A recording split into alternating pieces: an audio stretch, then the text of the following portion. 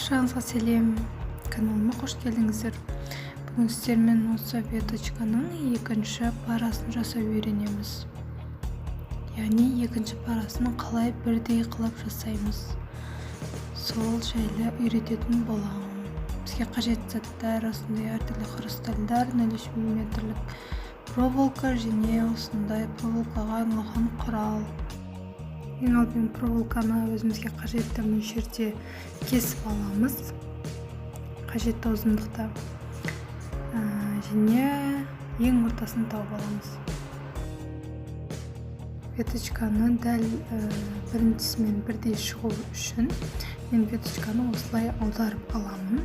Бірінші жасалынған, енді дәл осы ретпен дәл осылай орналастырып моншақтарды екінші парасын жасайтын боламын.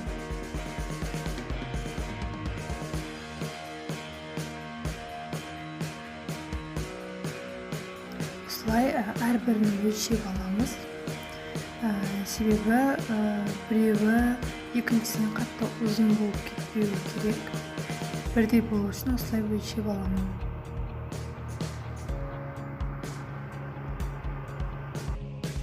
Осылай аударып алған өте ыңғайлы, себебі бұлай оңынан тұратын болса, сіздер мына моншақты мына жаққа қоюым керек, мынаусы мына жақта тұру керек деген сияқты ойланып қаласыздар. Ал мына жерде қалай тұр, осылай теріс аударсаңыздар, дәл солай веточканы жасап кете бересіздер. Сонда екінші парасы бірдей шығады. Ал өлшегенде осылай мен қалай өлшеп жатырмын, дәл сол видеодағыдай өлшеп аламыз. Енді үйреніп жатқан қыздарға бұл өте қолайлы техника болып табылады. Мен қазірде өзім көбірек қолданамын осы техниканы. Және сіздерге де кеңес беремін. Парный веточкаларыңыз сонда бірдей болып шығады. Біреу ұзын, біреу қысқа болып қалмайды.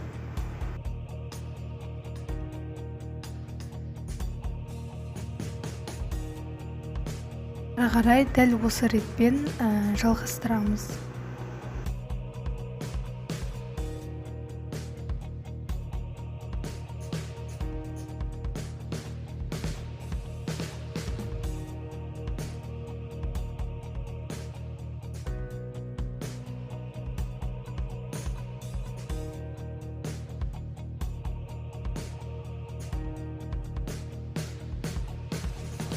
Енді стразаны орналастырамыз. Стразаны орналастырған кезде екі тесігі болады. Бірінші ең астындағы тесігінен өткізіп аламыз.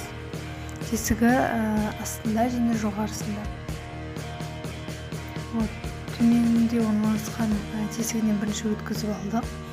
Енді жоғарыда орналасқан тесігінің алдынан емес, артынан өткіземіз проволоканы.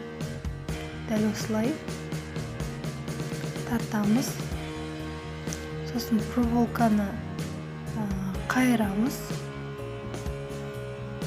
Осылай қайырып, екеуін бірге енді бұрайтын боламыз. Егер де тек біреуінің бір тесігіне ғана өткізетін болсаңыздар, онда сіздердің стразаларыңыз бұлай қатып тұрмайды, ол қимылдап тұратын болады. Сондықтан осылай орналастырғандарыңыз жөн.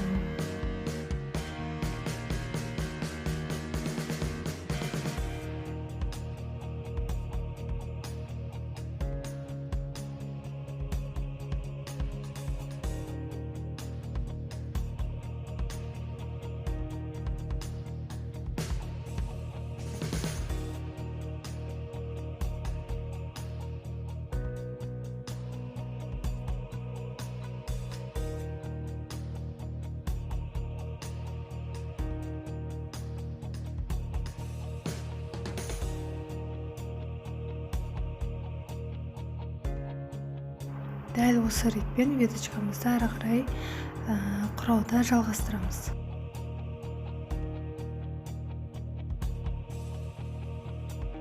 Мен веточканы аяқтадым. Енді бұлай өлшеп көреміз. Бәрі бірдей. Симметриялы болып тұр. Біреу ұзын, біреу қысқа емес. Ұзындықтары да бірдей. веточканы енді аяқтаймыз. Аяқтаған кезде осындай құрал қажет болады. Дәл осы видеода көрсетілгендей етіп орналастырамыз және айналдырып бұрайтын боламыз. 2 немесе 3 рет жақсы оралғанға дейін. Міне орап алдық. Бізде осындай домалақ тесік пайда болды. Ал артығыны енді кесіп алып тастайтын боламыз. Жалпы бұл тесіктер не үшін қажет? Шашқа таққан кезде бұл тесіктер арқылы невидимка немесе шпильканы өткізеді. Бұл веточканың соңғы жағы болып табылады. Сондықтан соңғы жағында көбінесе осындай домалақ кольцо қалдырады. Біздің веточкамыздың екінші парасы дайын. Енді бірінші веточканы аударамыз.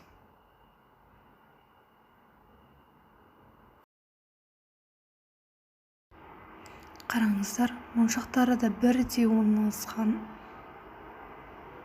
Екеуі бірдей болды. Осы техниканы қолданып парный веточканы жасап көріңіздер. Видео ұнаса лайк басып, каналыма тіркелуді ұмытпаңыздар. Қоңыраушаны басып қойсаңыздар, келесі жаңа видеолар сіздерге бірінші болып көрінетін болады. Сіздермен болған Дина Арт.